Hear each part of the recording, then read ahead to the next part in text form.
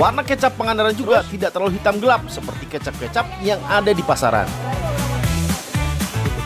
Biar makin tahu bedanya, saya mau ajak Secret Lovers mengintip proses pembuatan kecap di daerah Cibenda. Katanya nih, proses pembuatannya masih mempertahankan resep lama loh.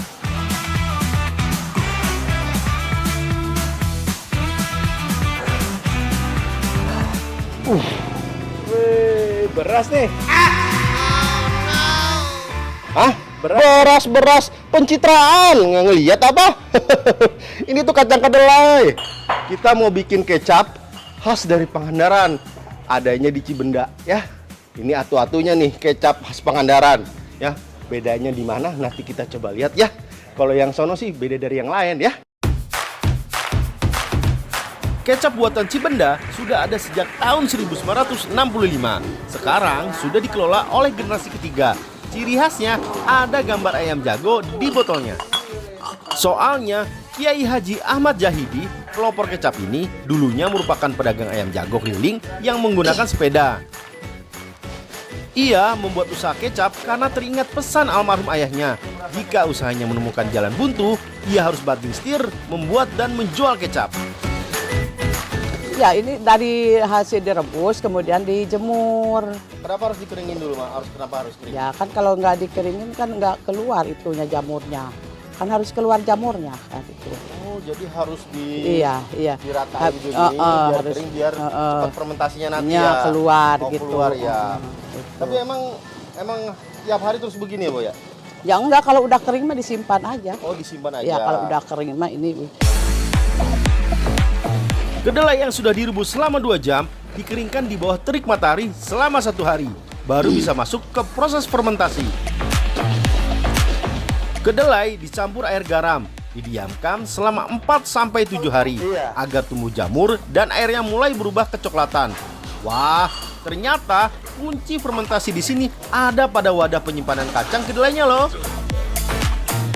Kenapa kok harus di wadah plastik? Kan ada juga bisa pakai gentong tanah liat atau nggak wadah bambu yang dilapisin plastik. Ini kenapa? Nah, kita kan produksinya banyak. Kalau gentong yang dari tanah liat kan biasanya kalau di pasaran wadah-wadahnya kecil, nggak kebayang harus berapa ratus wadah sih gitu. Terus pengrajinnya yang nggak ada kalau yang produksi pengen yang besar gitu. Terus kalau plastik ini tahan karat, karena ini kan air garam. Air garam. Kalau pakai yang lain, apalagi besi, pasti korosi. Karatan ya? Iya, betul. Selain kacang kedelai, gula merah berperan penting dalam pembuatan kecap. Di sini, gula merah yang digunakan adalah gula kelapa, bukan gula aren. Pemilik usaha percaya jika gula kelapa membuat kecap yang dihasilkan lebih berkualitas ketimbang gula aren. Selain itu, gula kelapa tidak terlalu manis dan ada sedikit rasa asin. Jadi kecap yang dihasilkan rasanya tidak terlalu manis, tapi ada sedikit rasa gurih. Satu wajan perebusan besar ini bisa memuat 600 kg gula kelapa plus air fermentasi kacang kedelai yang direbus hingga mendidih sampai 3 kali. Setelahnya baru masuk ke proses penyaringan. Kalau ini sih sebenarnya nyaringnya serem ya, lihat nih, saya tinggi banget ini ya, kayak di menara Apple, tinggi bener. Cuman fungsi dari proses penyaringan ini adalah agar ampasnya itu bisa diambil gitu ya, karena kan gula kelapa sama kedelainya kan pasti ada ampas. Nah, ampasnya kita saring seperti ini dan sisa ampasnya itu biasanya jadiin pupuk. Proses penyaringan masih menggunakan alat tradisional yang dipakai sejak tahun 1965. Terbuat dari kain tipis yang diikat dengan batang kayu melintang.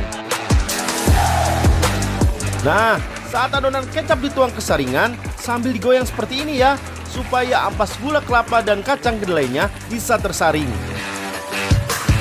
Ampasnya jangan sampai tercampur adonan, karena bisa bikin rasa kecapnya jadi pahit tuh. Adonan kecap yang sudah disaring dimasak kembali sampai mengental. Jadi ini kayak palutor ya, ada begini, ada karetnya ya. Cuman memang benar-benar berat ini. Kelihatannya kayak enteng, ternyata berat sekali, ada kali 10 kilo. Nah, ini kalau misalkan nuang kecap ini nggak boleh penuh-penuh, sama nggak boleh cepet-cepet. Karena kalau terlalu cepat nanti dia merusak tekstur kecapnya, nanti jadi agak ngegumpal sama nyiprat ya. karena ini panas. Jadi harus pelan-pelan. Walaupun ini berat, kita harus pelan-pelan, jangan buru-buru kayak gini nih. Tuh, ya. Jangan cepet-cepet. Emangnya mau kemana sih? Nah, dah. Adonan kecap dipindahkan ke dalam wadah gentong plastik. Sebelum dimasukkan ke dalam botol, adonan kecap harus didiamkan beberapa hari agar tekstur dan warna kecapnya menjadi lebih gelap dan juga mematangkan rasa dan aroma kecapnya. Kalau sudah, baru kecapnya dimasukkan ke dalam botol kaca. Karena jumlah peminat botol kaca sudah mulai menurun dan tergantikan botol plastik, jadi proses pencucian botol kaca dilakukan tanpa mesin khusus. Tapi tetap ya, harus dilakukan ekstra hati-hati karena bentuk botol yang besar bagian bawah dan mengecil ke atas membutuhkan keterampilan khusus. Kenapa harus botol kaca? Emang bagus ya kalau pakai botol kaca ya? Ya, kalau botol kaca itu lebih bagus, bisa dipergunakan beberapa kali. Kemudian juga tidak terkomunikasi dengan unsur kimia gitu lah. Beda dengan plastik ya, kalau plastik itu kan satu kali buang. Kalau ini kan bisa dipergunakan lagi, yang penting dicuci bersih gitu.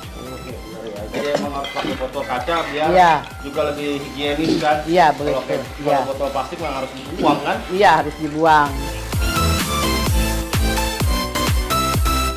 Dan sejak dari abad 19 itu memang pakainya botol seperti ini.